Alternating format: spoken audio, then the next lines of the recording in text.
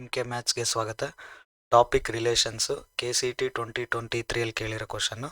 So sixth question, let the relation R be defined by natural numbers. A is related to B if 3A plus 2B equals to 27 ಅಂತ ಇದೆ.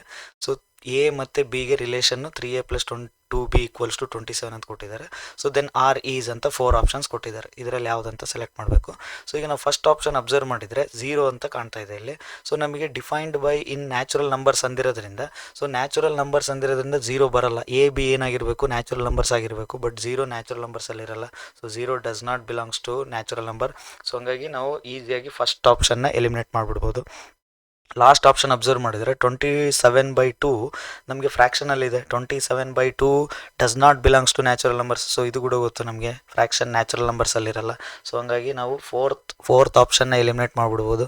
So 2 options eliminate ಆಯಿತು, A D.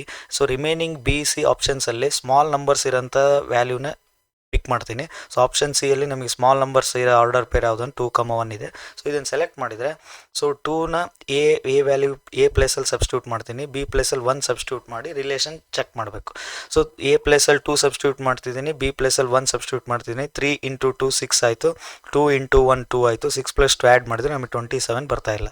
So ಹಂಗಾಗಿ option C ಕೂಡ ನಾವು eliminate ಮಾಡ್ಬಿಡೋದು. Option C eliminate ಮಾಡಿದ್ರೆ ನಮಗೆ remaining option B. So ಹಂಗಾಗಿ option B is the right answer. So ಅರ್ಥ ಆಯ್ತು ಅಂತ ಅನ್ಕೊತೀನಿ.